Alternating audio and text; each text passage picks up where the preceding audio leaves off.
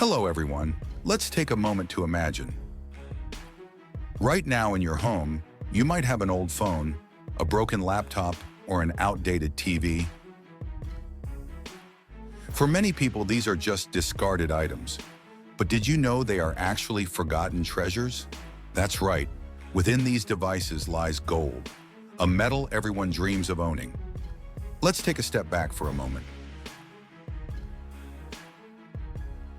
Gold isn't just jewelry or a luxury item, it's the lifeblood of modern technology.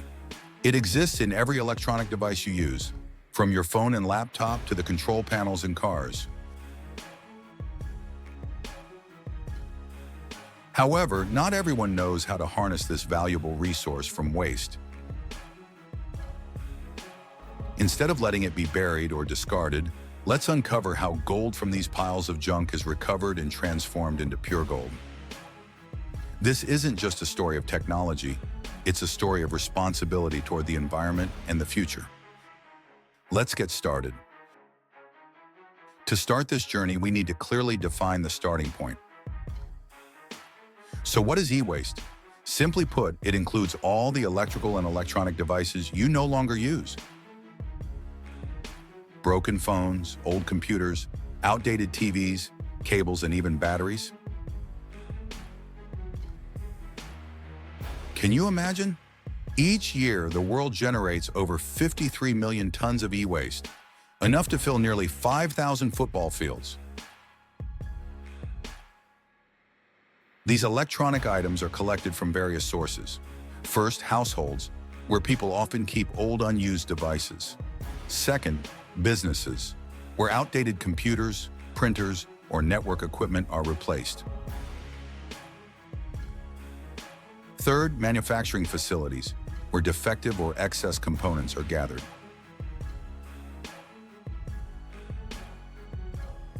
Devices containing gold are typically circuit boards, PCBs, the heart of electronic devices. During the manufacturing of printed circuit boards, precious metals like gold, silver, platinum, and palladium are used to plate contact points, component legs, or other sections of the board. These metals provide benefits like improved conductivity, corrosion resistance, and durability. Despite their high value, the quantity of precious metals in each PCB is usually very small. However, due to their unique properties, recycling PCBs to recover these metals is becoming increasingly important. Did you know? By recycling just 1 ton of motherboards, we can recover 200 to 300 grams of gold, equivalent to 1 to 2 taels of gold. Impressive, isn't it? The next step is dismantling and grinding, a process I like to call dissecting electronic waste. This is where layers of plastic, metal, and boards are separated, revealing the gold within. Large circuit boards and components are dismantled first. Here, workers use familiar tools like pliers and screwdrivers to remove cables and detach batteries from the boards. These electronic boards are a resource, but in a landfill, they lose all value. Among the various types of boards, central processors are the easiest to recycle because they only contain gold. Other boards are shredded into smaller pieces.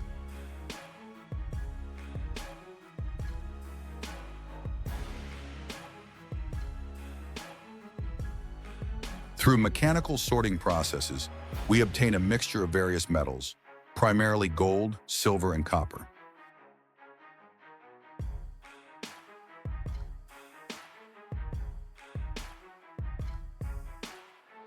After mechanical separation, the metal components are collected and sent to a smelting furnace. Here they melt into a mixture of gold, silver, and copper. This mixture is poured and cooled.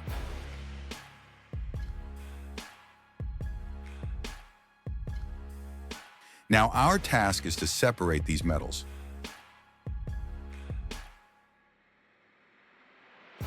Now we have two options: extract gold from the mixture or separate each metal to recover gold, silver, and copper. Let's explore the separation process. The mixture is placed in an electrolytic bath to extract copper. When electricity passes through, negatively charged copper plates extract positively charged copper from the mixture, leaving only gold and silver.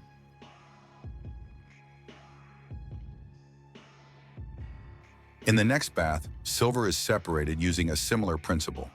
At this point, only gold remains.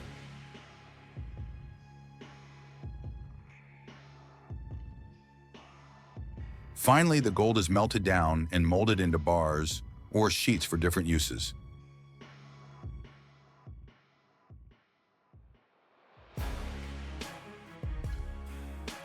The journey from e-waste to pure gold isn't just a story of technology, it's a story of responsibility. Recycling gold not only conserves resources but also protects the planet by reducing harmful emissions from mining. Remember, every old phone or circuit board can be part of the solution. Don't throw them away, send them to recycling centers to help protect our future.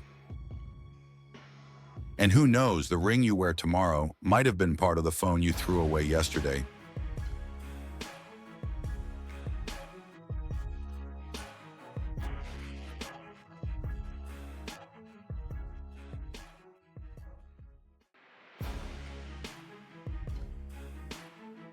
Take a good look at this image. Do you recognize them? These are the bottles, cream tubes, and powder cases we use every day. Every morning when applying moisturizer, or every evening when washing our faces, we inadvertently create fragments of pollution, cosmetic packaging. But what happens next? Where do they go? Are they recycled or buried in the ground forever? This is a question few people ask, yet its impact on the environment is enormous.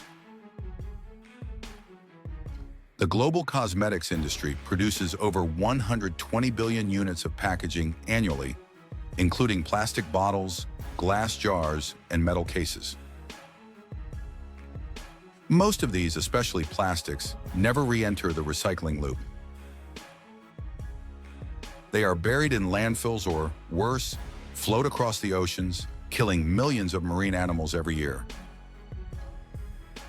However, amidst this bleak picture, there is hope.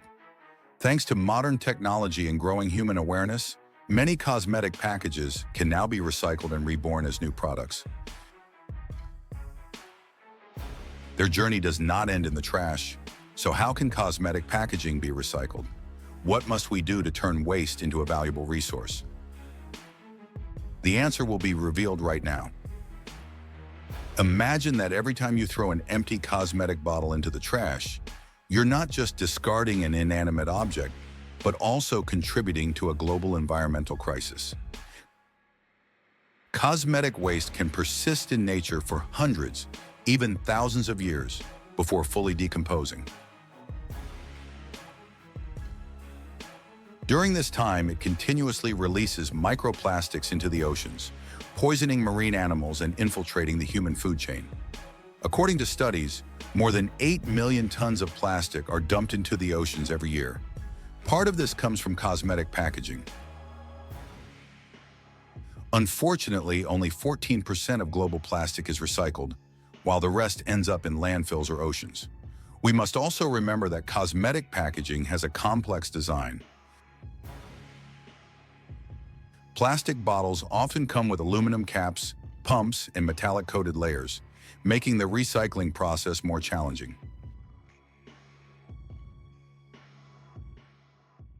Each material requires a separate recycling process, and if not properly sorted, they may be discarded entirely. But that can change. We can all contribute. By better understanding the life cycle of cosmetic packaging and taking action from now on, we can reduce their impact on our planet. Let's follow the journey of an empty cosmetic bottle from the moment it leaves the user's hands until it is reborn as a new product. This is a journey of hope and rebirth, where old materials are breathed into new life. Every journey needs a starting point, and for cosmetic packaging, the recycling journey begins right at your home. When you sort waste and put plastic bottles, glass jars, and metal caps into recycling bins, you are initiating a crucial process. The next step is cleaning. Leftover cream, stickers, and plastic caps all need to be removed. If not, they can contaminate the materials and cause the recycling process to fail.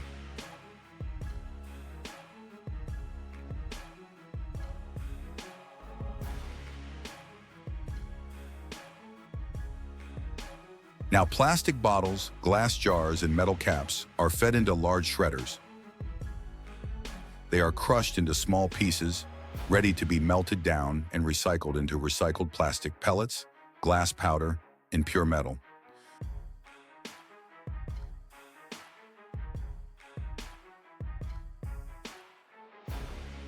First, the screening system sorts small fragments by size.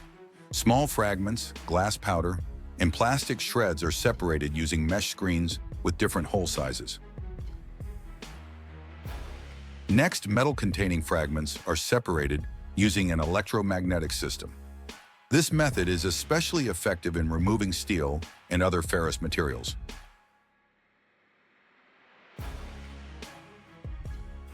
But what about aluminum? Eddy currents generate a magnetic field that repels aluminum fragments off the conveyor belt, helping to separate them from glass and plastic. The fragments are then soaked in water. Plastic floats, while glass and metals sink. This makes it easier to separate PET, HDPE, and PP plastics from glass and metals. Once the materials have been separated, their recycling journey officially begins. They will be cleaned, melted, and transformed into recycled materials ready for a new life. Once they go through the recycling process, old materials can be reborn into new products. This is the most exciting part of the journey. Recycled plastic pellets, rPET, can be melted and molded into new cosmetic bottles. Recycled glass bottles are melted down and formed into new glass jars. Even metals, when melted, can become bottle caps or car frames. The solution to this problem is not only in the hands of businesses, but also in the hands of each of us. From choosing eco-friendly products, sorting waste, to participating in brand return programs, all of these actions can make a difference.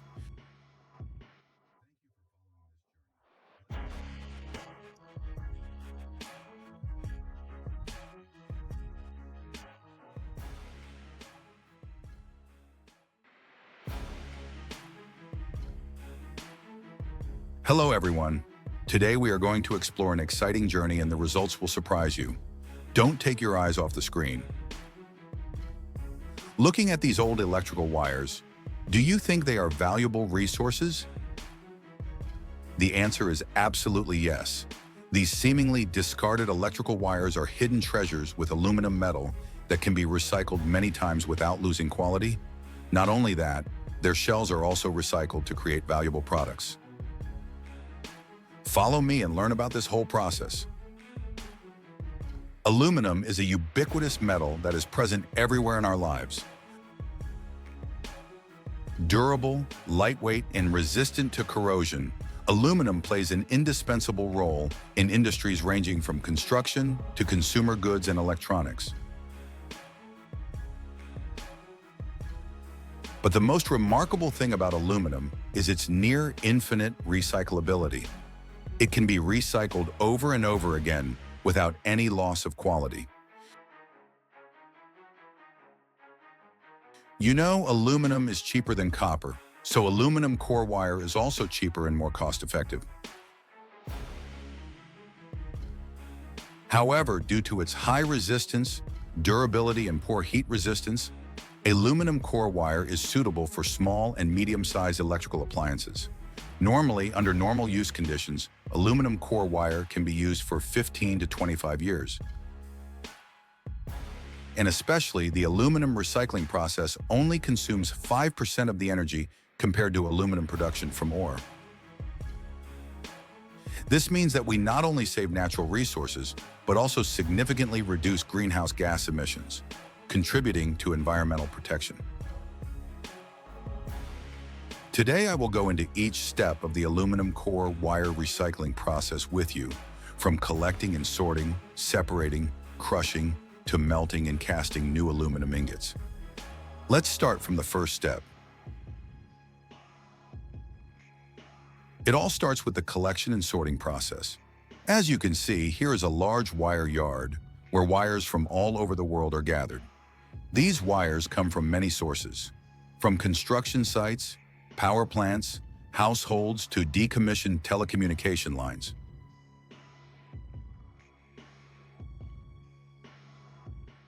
For the recycling process to be effective, the sorting step is extremely important. After sorting, the aluminum core wires will be cut short and the jacket will be stripped. As you can see, each wire is covered with an outer protective layer, a plastic or rubber layer that insulates and protects the aluminum core inside. This is the stripping machine, an important device that helps us remove the outer plastic layer without damaging the aluminum core inside.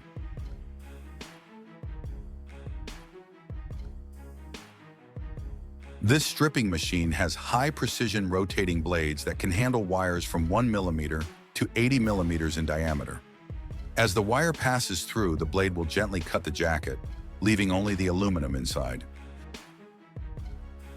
Aluminum core wire usually consists of 5 layers. The conductor core is made of pure aluminum or aluminum steel core for increased durability.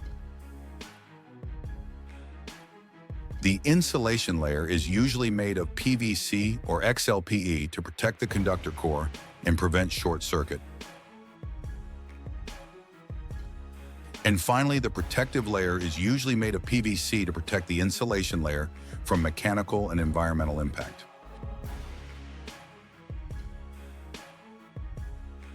When recycling, these core layers are classified to carry out separate recycling processes. The aluminum cores are collected and taken to a recycling plant, where they are melted at around 800 degrees Celsius.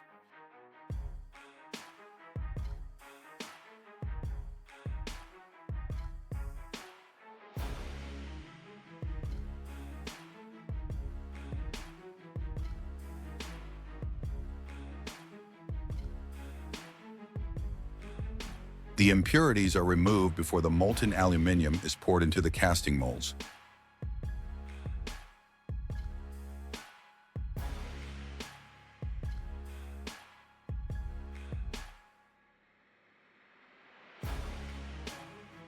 The molten aluminum is poured into rectangular molds. After cooling, they cool down and are separated from the molds.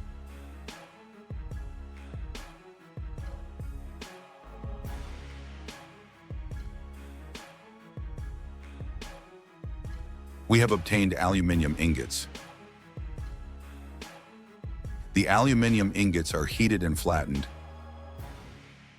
These large drums rotate at high speed, stepping on the aluminum bars to flatten them.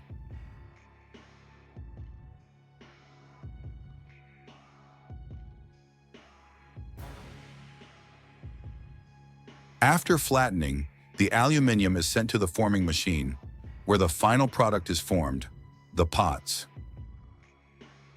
These pots are further polished, cleaned, and ready for a new life.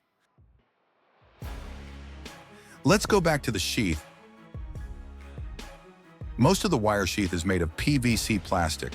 If released into the environment, will be very harmful. First, the cutter will cut these sheaths into small pieces of 2 to 5 centimeters in size. Next, these small pieces are processed by the crusher into even smaller plastic granules. These plastic granules are then fed into the extruder.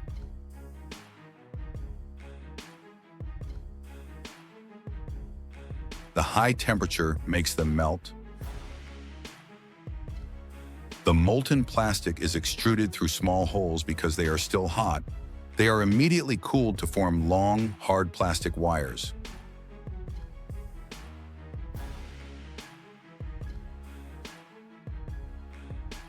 The cutter cuts these plastic wires into small granules, ready for the next process.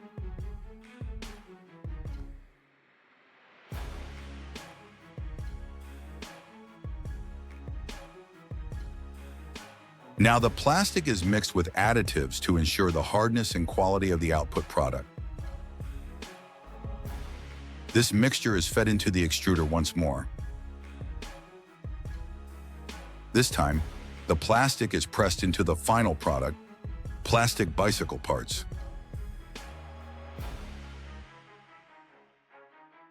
The packaged product begins a new life cycle. Isn't that great?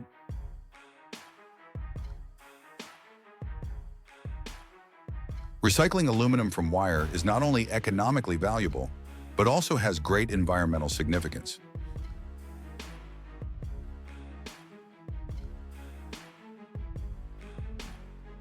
When we recycle aluminum, we reduce the need to mine aluminum from bauxite ore, a non-renewable resource.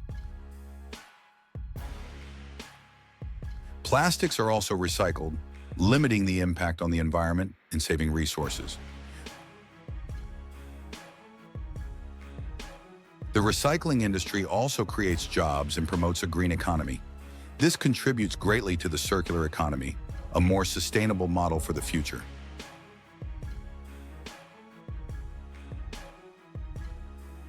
Although the working conditions and machinery in this video are primitive, the significance of this recycling work cannot be denied.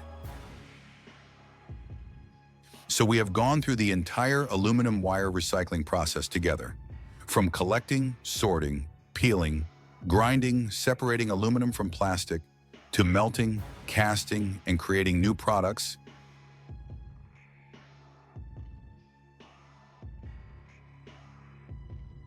Every step contributes to a complete recycling journey.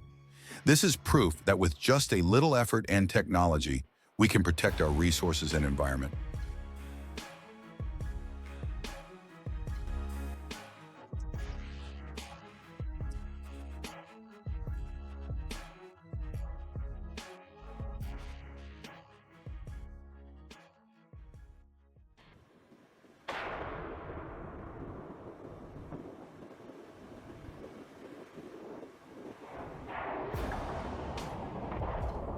Welcome to a special story about renewable energy. Today we'll delve into a major issue in the wind power industry: recycling wind turbine blades.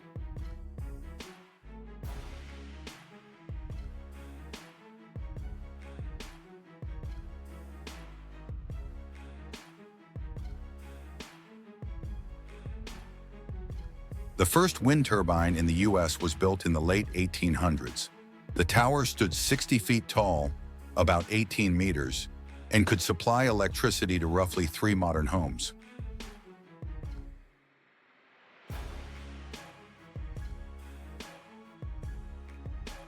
Today, land-based wind turbines have an average height of 525 feet, about 160 meters, and one turbine can supply electricity to more than 460 homes. The largest offshore wind turbine currently stands over 850 feet, about 260 meters tall. Nowadays, wind energy has become an indispensable part of the fight against climate change. As of 2023, global wind energy capacity has surpassed 1 million megawatts, supplying enough electricity for 750 million households. This number continues to grow, with over 35,000 new turbines installed annually. However, there's a major issue that often goes unnoticed: waste from wind turbine blades at the end of their life cycle.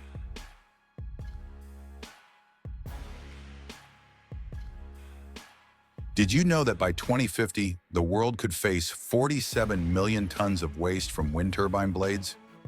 This is a monumental challenge we need to address, But every challenge brings opportunities. In today's story, we'll explore creative and promising solutions to recycle these massive blades. To handle this enormous waste, scientists and engineers have developed various recycling methods, each offering unique benefits. Let's take a closer look.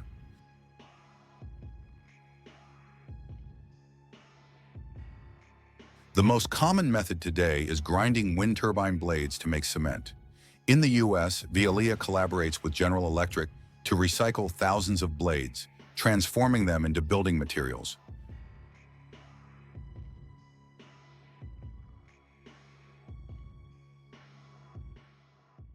Powerful shredders break down 20-foot-long, about 6 meters, blade sections into pieces roughly the size of a football.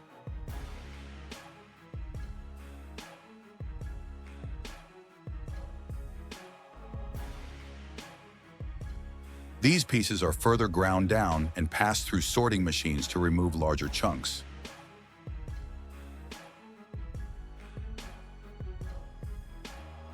Cement factories burn the shredded blades as fuel. Veolia claims their product burns cleaner than coal.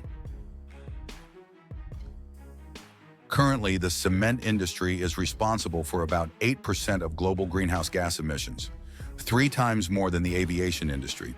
This method might not significantly reduce the industry's carbon footprint, since most emissions come from heating limestone in massive kilns, not from burning coal.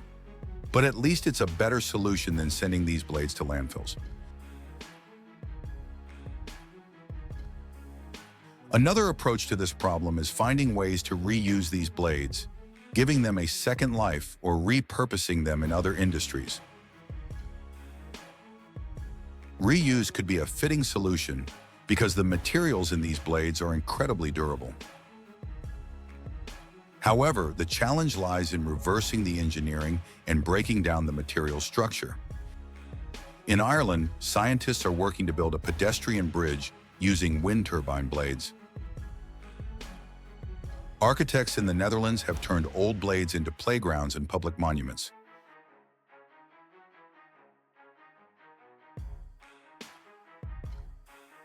Meanwhile, a company in Denmark has created bike sheds from these blades.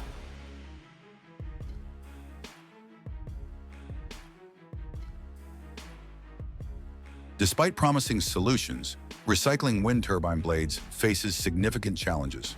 The recycling process requires advanced technology and substantial investments, making the costs exceed the value of recovered materials.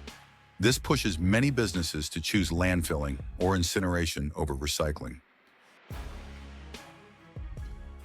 Composite materials are tough to separate, requiring complex technical processes. This limits recycling capabilities in many developing countries. Additionally, there isn't yet a widespread market for products made from recycled composites, reducing the economic viability of large-scale recycling projects. A study predicts global wind turbine blade waste will exceed 47 million tons by 2050. However, even then, it would only amount to 1/8 of the plastic waste generated annually.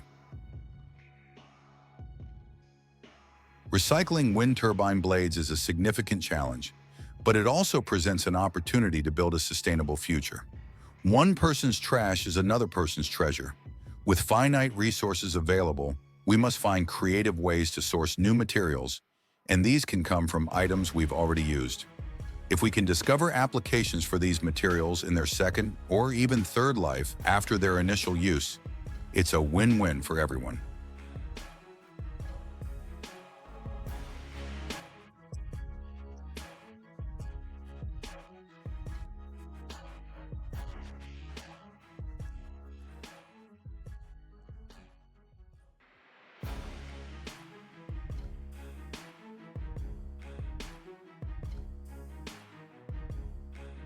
Hello, everyone. Behind the bustling cities, millions of tons of scrap metal are discarded every year. But did you know they can be recycled into useful products, building new structures? Today, we will explore the journey of turning scrap into high-quality construction steel, a story of innovation, sustainability, and people working silently. In this video, we visit a scrap iron recycling plant in Pakistan and learn how workers turn scrap iron into construction steel in very primitive conditions. The iron recycling industry in Pakistan is growing strongly thanks to the growing demand for sustainable waste management, resource conservation, and supportive policies from the government. The first step in the metal recycling process is to collect scrap metal. This is a typical scrap iron recycling plant in Pakistan. A lot of scrap steel is gathered here.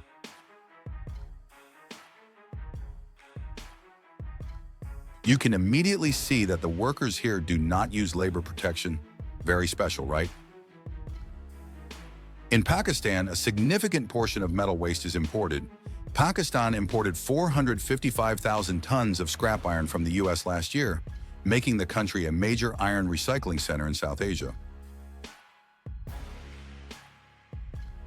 Workers will manually sort the scrap based on the color and characteristics of the scrap to determine whether it is iron or steel or other alloy scrap. Unlike plastic scrap, scrap iron and steel are much larger and heavier.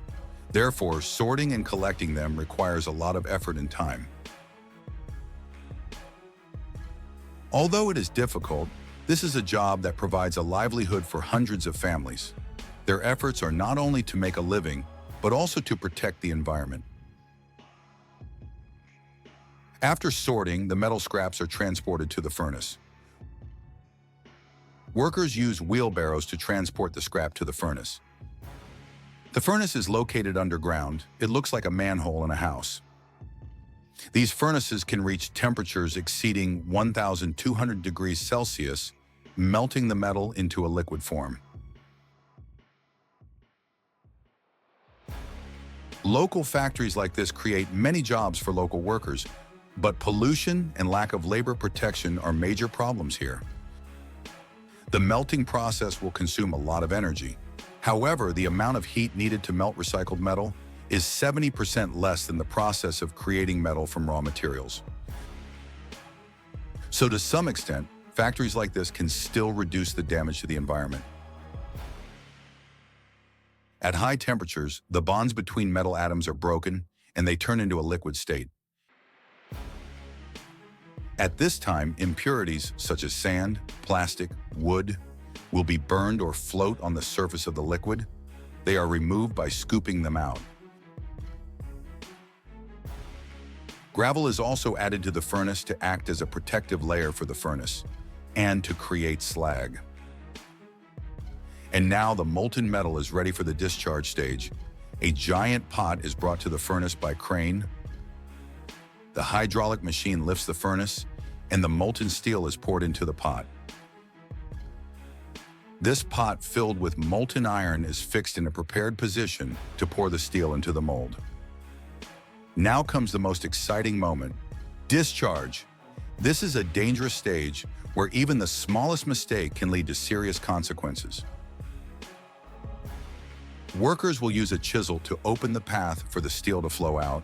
Just one small mistake can cause burns, even endanger your life. After discharge, the molten steel is poured into the mold from the chute. Then they begin to cool and crystallize, forming steel billets, the first step to shaping the product.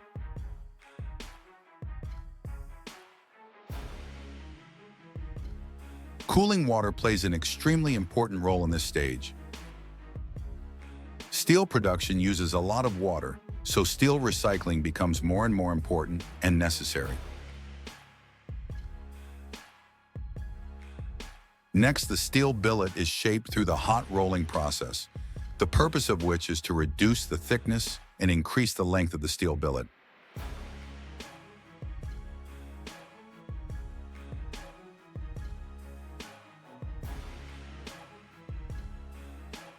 It is called hot rolling because this process is carried out while the metal is still at a high temperature, usually above 1,000 degrees Celsius, helping to shape the material and improve some of the product's properties.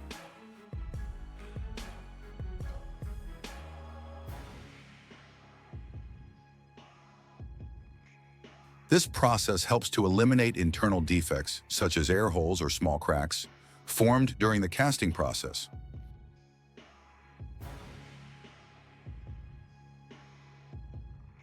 Rectangular steel billets are passed through pairs of rolling rolls with gradually decreasing gaps. Under the effect of high temperature and high pressure, the steel billet will be compressed and stretched.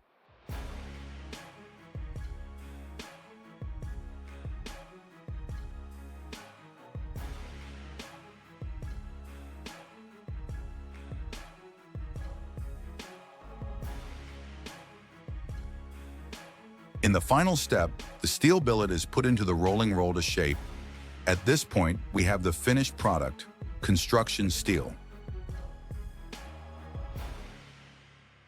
These steel wires are cut and bent to the size and shape according to the needs of use.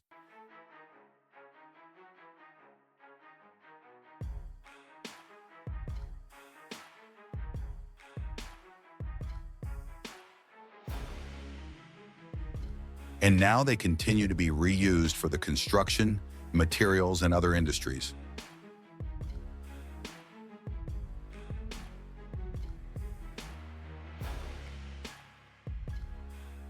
Recycling metals not only saves 60 to 95% of energy compared to mining and processing from raw materials, but also significantly reduces CO2 emissions.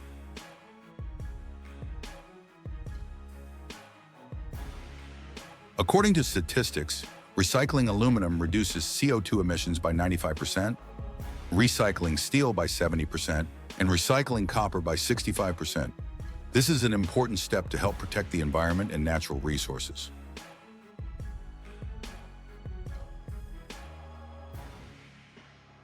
Facilities like these contribute to the local economy by creating jobs and reducing the need to import raw materials, as well as tackling the waste that is everywhere.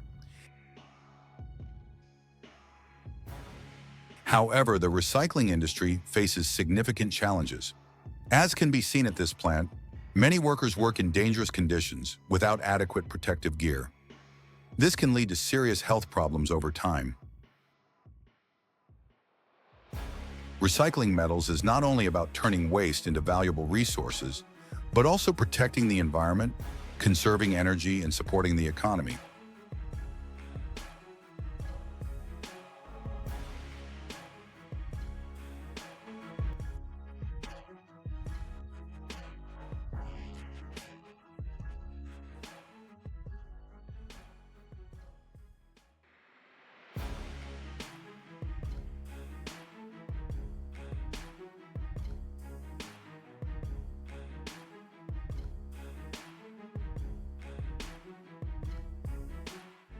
Every year, millions of old refrigerators are thrown away around the world.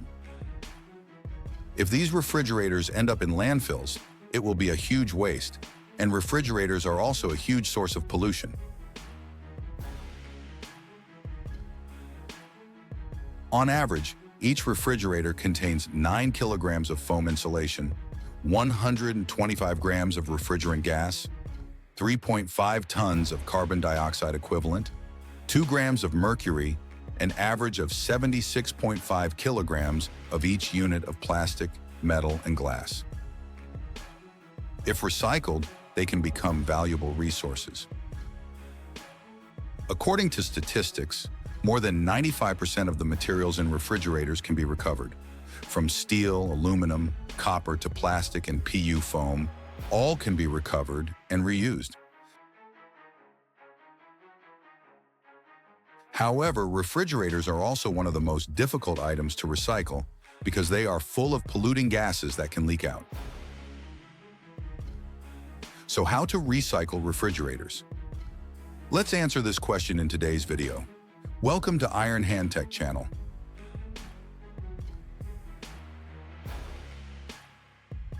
Before old refrigerators can be recycled, they need to be collected and transported.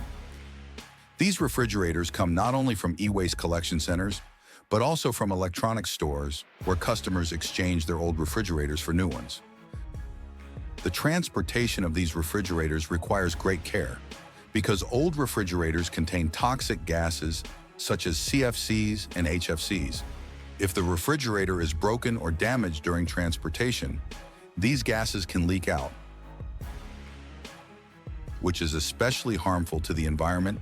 These gases are thousands of times more polluting than carbon dioxide. This is why the transport trucks must comply with strict environmental safety regulations. Each refrigerator is tightly secured to prevent collisions. We have come to the next step, and this is the most important step of the whole process: the treatment of the refrigerant gas and compressor oil. Refrigerators contain refrigerant gases such as CFCs, HFCs, or HCFCs. These substances can destroy the ozone layer and contribute to the greenhouse effect. If they leak out, the consequences will be very serious. That is why today, R600A and R134A are used as alternatives to reduce the impact on the environment.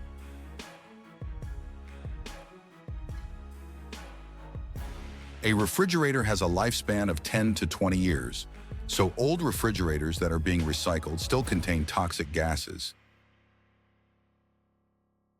This device helps workers identify whether the gas in the refrigerator is ozone depleting or not.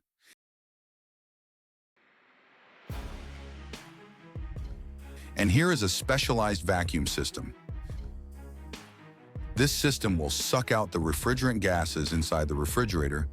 These gases will be compressed and put into high-pressure tanks.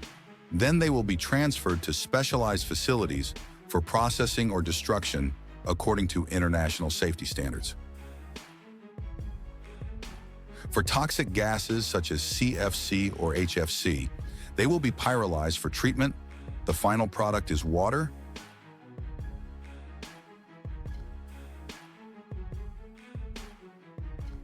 For new generation gases, they can be reused for the next product. In addition, refrigerators also contain oil from the compressor. This oil can contain toxic substances, so it needs to be collected separately. Workers will use an automatic system to suck out the oil and transfer it to safe containers. Then, this waste oil will be recycled or safely destroyed.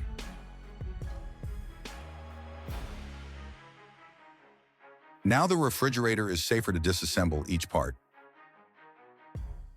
Compressor disassembled to separate copper, aluminum, and steel. These wires contain copper, which is one of the most valuable metals. These wires are then recycled to recover the copper.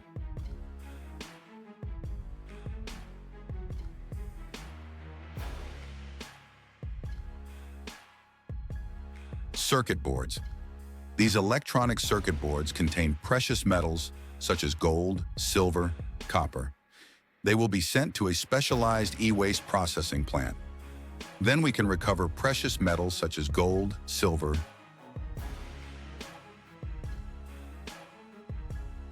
Once the parts are removed, the remaining parts of the refrigerator enter a high-powered crusher.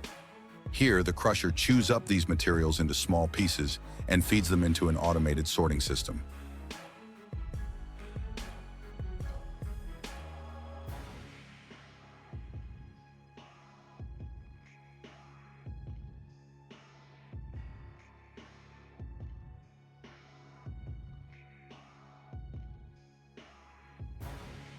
First, a magnetic sorter separates steel scraps from the mix.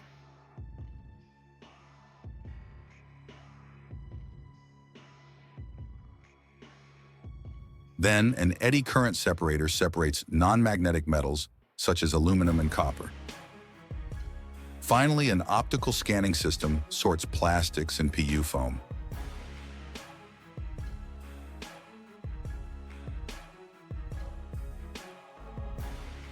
Steel or aluminum is melted down and recycled into building materials or raw materials for other industries.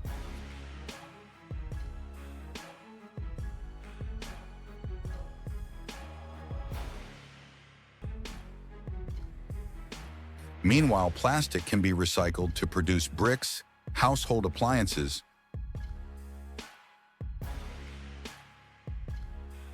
PU foam. The insulation foam inside is one of the most difficult plastics to recycle. The only way to recycle them is to grind them and reuse them as insulation material.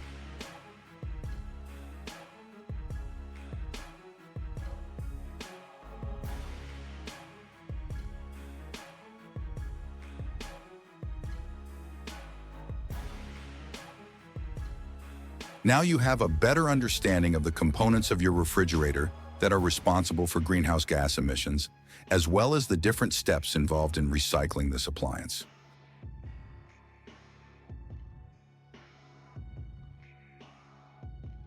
There is no doubt that recycling your refrigerator is a small gesture that has a big impact on your ecological footprint.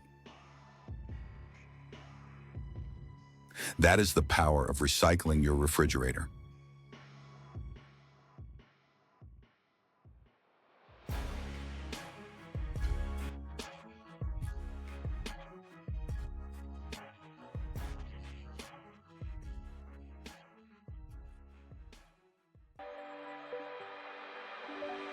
Hello everyone. Today we're diving into a topic you might see every day but rarely think about: aluminum cans.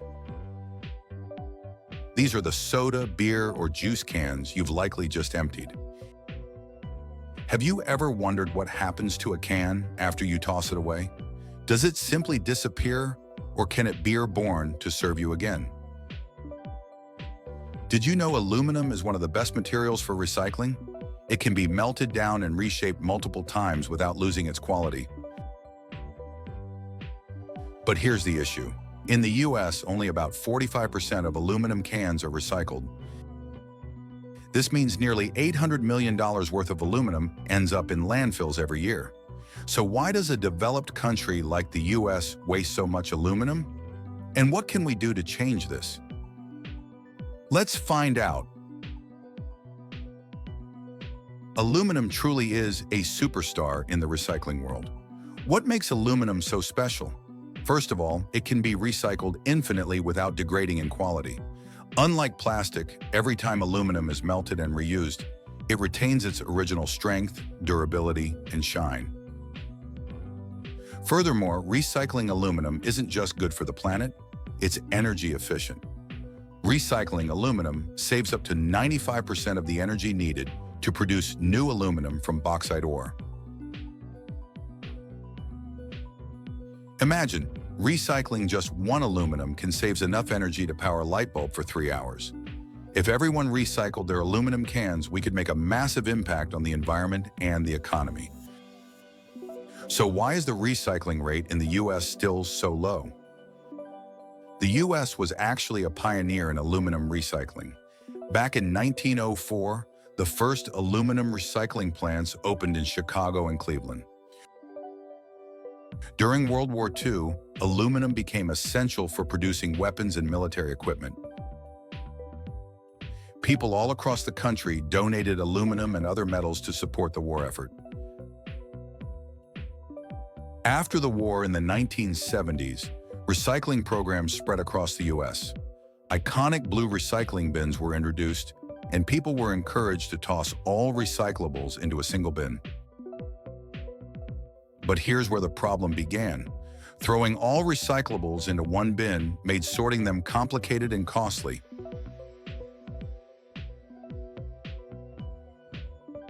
Food residue and non-recyclable materials often contaminate aluminum and other recyclables, reducing the efficiency of the entire process. Currently, the US has nearly 10,000 separate recycling systems, each with its own rules and processes. This makes recycling confusing and inefficient. Imagine throwing a big party and mixing all the leftover food into one container. It would be nearly impossible to separate everything. Additionally, the US relied heavily on China to process much of its recyclable waste. But in 2018, when China reduced its imports of recyclables, US recycling centers were left scrambling to handle the overflow.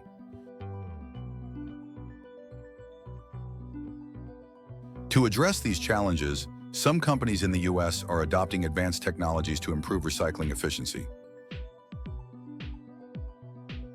One example is Hedro, a company partnering with Norway to introduce cutting-edge aluminum sorting technology to the US. This tech can separate pure aluminum from alloys like copper and zinc. With this technology, the plant can process over 10 tons of aluminum alloys per hour, 30% faster than traditional machines in the US. It's a breakthrough that saves energy, reduces costs, and boosts recycling effectiveness.